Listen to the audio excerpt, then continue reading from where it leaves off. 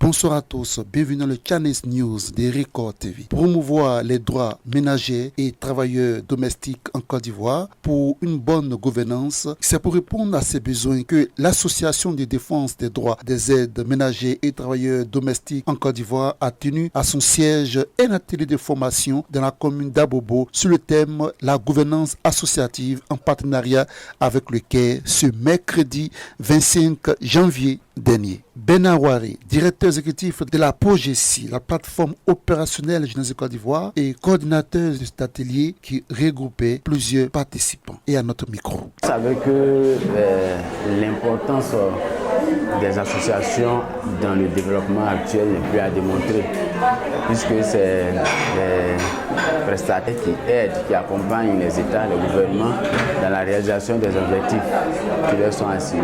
Et la gouvernance a un impact positif, puisque c'est la gouvernance qui... On dit une gouvernance associative, c'est la façon dont on gère, on dirige, on gouverne nos ONG. Et quand on parle de gouvernance, il y a des notions importantes. La transparence, la redevabilité. Vous voyez, et quand on applique ces deux notions, on pense que ça peut rendre nos organisations durables, viables. Ça peut réduire les conflits entre les membres, mais également les incompréhensions avec les bailleurs.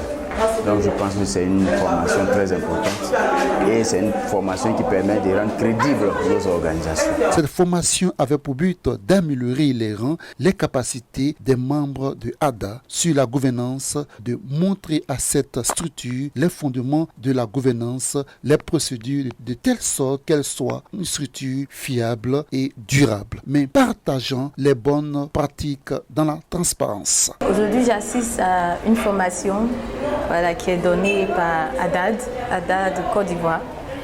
Je suis plutôt très heureuse de participer à cette formation-là parce qu'il faut dire que ce sont des formations en général qui coûtent quand même cher parce que vu la connaissance qui est distillée, c'est une connaissance qui permet aux organisations comme nous, quand même,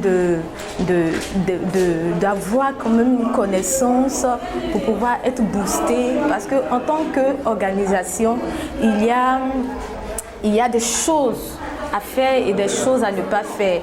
Et les formations sont très bien placées pour ça. Et aujourd'hui, nous avons appris beaucoup de choses, ce qu'il faut faire, ce qu'il ne faut pas faire, comment faire pour pouvoir mieux répartir les rôles, quels sont les principes et tout ça, comment faire pour accéder à certains projets et ça nous a vraiment fait du bien. En tout cas, moi, en tant que participante, je suis très heureuse et satisfaite. L'objectif aujourd'hui de notre activité, c'est-à-dire cet atelier de gouvernance associative, c'est suite à des constats que nous avons faits.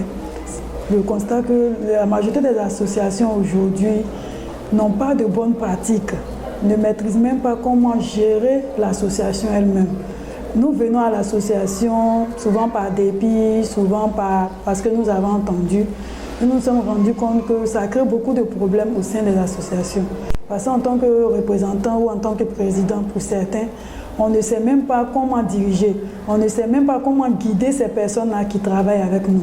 Donc c'est dans le cadre du projet qui est financé par CAIR, qui est le projet FENA, Femmes en Avant, que nous avons initié cette formation en gouvernance associative. Mais nous n'avons pas voulu la faire seule, nous avons voulu la partager avec d'autres organisations avec lesquelles nous collaborons. Parce que nous nous sommes dit pour un meilleur apprentissage, pour pouvoir aller de l'avant, il est bien d'apprendre avec les autres. Parce que collaborer aussi, c'est tout ce qui est pratique. Donc aujourd'hui, c'est pour ça que nous avons invité toutes ces associations-là, partenaires, à venir partager cette formation avec nous. Nous espérons qu'à la sortie de cette formation, nous soyons véritablement outillés, que nous puissions être de bons leaders, de bons présidents, que nos membres soient satisfaits, que nos bénéficiaires soient satisfaits de notre manière de fonctionner, de notre manière de travailler avec eux, et que nous puissions leur rendre ce qu'ils attendent de nous. C'est tout pour ce Channel News sur Record TV. Merci de nous avoir suivis et bonne suite de programme. Avec Record TV, le monde bouge, la Côte d'Ivoire aussi. Présentation Charles Dro, réalisation et montage Julie Nyang.